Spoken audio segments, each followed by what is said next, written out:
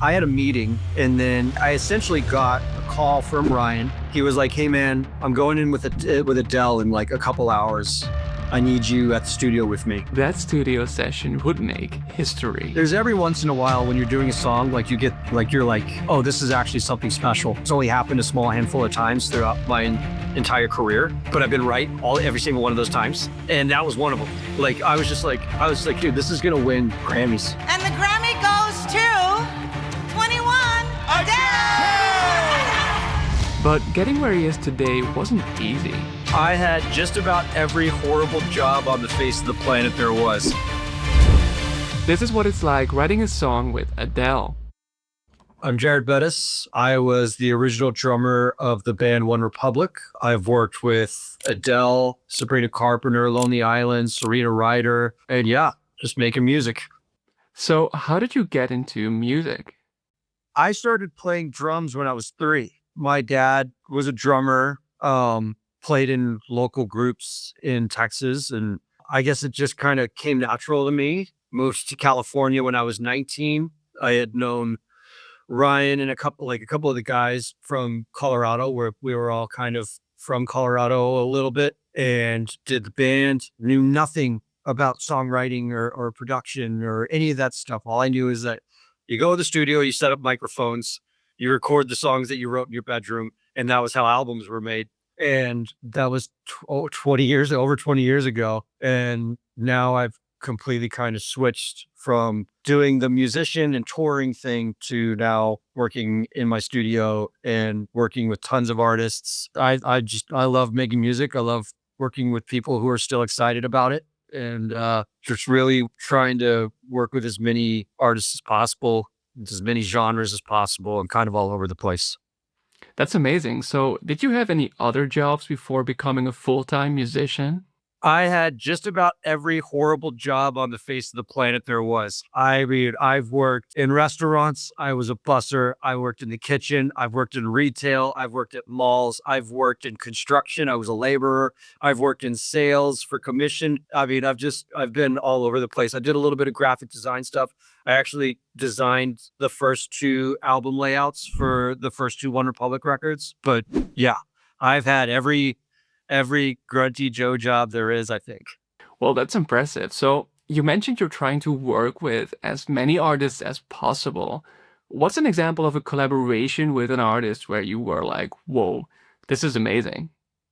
Yeah, I mean, the best example of it was when I got to be in the session with Ryan and Adele when we did Rumour Has It. Like, that song was basically written in a couple hours. The way it happened is I had a meeting, and then I don't think I had another session that day, but I essentially got a call from Ryan. He was like, "Hey man, I'm going in with Adele in like a couple hours. I need you at the studio with me." So I met him at the studio. We went in, we got there before she did. He pulled up like some like Motown-y sounds. I think that kick drum that starts the song was actually one of the first things he pulled up and started the loop of, just that dooch, dooch, dooch, doo, doo, doo, doo, doo. So like, again, like I said, things are on loop. That was on loop for quite a while. And I don't remember at one point he tracked the kind of choir vocal that comes in right after that. That was Ryan singing that part, and that was on loop. That was it. It was just a kick drum doing that part with that vocal loop.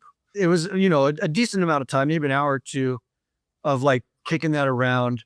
Adele and Ryan were talking about life, like I said, and I think they were talking about like, she was just like over the gossipiness of like what like some of the stuff that she was dealing with at the time. All the while I'm like sitting on acoustic guitar, just noodling with some chords, trying to get like some ideas flowing. And then I actually had to go to my meeting, like that I was going to have at Atlantic. I was like, I can't come, but if you want to come meet me in the lobby of the studio, we can have a quick chat, and then I'm going to jump back into the studio. So Pete Gambarg and I had our meeting, jumped back in the studio, and like essentially like the guitar part was down. Tedder was working on what became the chorus. But for those verses, Adele would be like, she would hear the loop and she'd be like, all right, I'm going to go try something. And then she would go step into the side vocal booth real quick and write a verse. And then she would come in, and on her notepad, those are the verses that you hear on the album. Like it happened just that quick. It was like boom, boom, boom on the offhand of when you fight a song, when the vision is there and the inspiration is there and everyone hears it, it can happen super quick. That song, verse, chorus into bridge was done before we left the studio that day. So it was like one day that song was done. I tracked some live drums, tracked all the guitars at the end of the session, and then they went back in the next day and finished the rest of the vocals, and it was done. So that was what, like 2 days? Not even. Yeah, maybe a day and a half, maybe. That's amazing. I mean, you can just tell from that intro, like the kick, it's simple, but it just sets the mood right away. And I was actually wondering, do you know if that intro inspired One Republic's song Love Runs Out years later, as it kind of has a similar intro and feel? Knowing Ryan, probably. I would imagine, because when you write for as many people and as oftenly, is that a word? As he does, I would imagine that just listening to it, that probably wasn't a One Republic song when it was written. It was probably for Adele or somebody similar. He was like, well, if they're not going to take it, I'm going to take it because I like the song, and recorded it and ended up being one of the singles off of that album, coming off the back end of Counting Stars. So not bad. So what was Adele like in the studio? She was great. She was so great. When we did that album, she was like 20 years old, 21 years old, something like that. I was in the studio 4, 5, 6 hours with her. So now we didn't really get to like have in-depth conversations, but just like she's a pro. Like she's in, she gets it, she hears it, she can write, she can sing. There wasn't any ego in the room. You know what I mean? For someone like her and someone like Ryan to be in the room together, just massive powerhouses. Sometimes it can clash a little bit. Like somebody will try to drive like a little more than the next person, but it wasn't like that at all. It was super creative, free flowing. There's every once in a while when you're doing a song, like in the midst of the songwriting, you're like, oh, this is actually something special. This is something like, it's almost like pretty undeniable.